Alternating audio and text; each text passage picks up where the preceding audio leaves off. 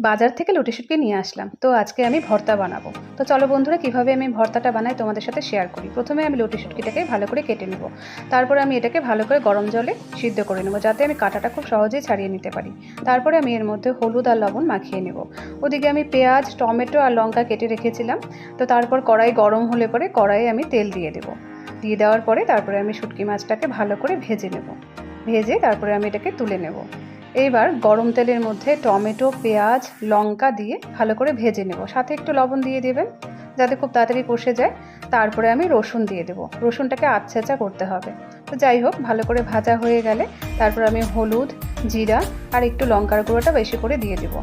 আপনারা চাইলে লঙ্কার গুঁড়োটা স্কিপ করতে পারেন, তবে আমি ঝাল খেতে খুব ভালোবাসি, তাই আমি লঙ্কার গুঁড়োটা বেশি করে দিয়েছি।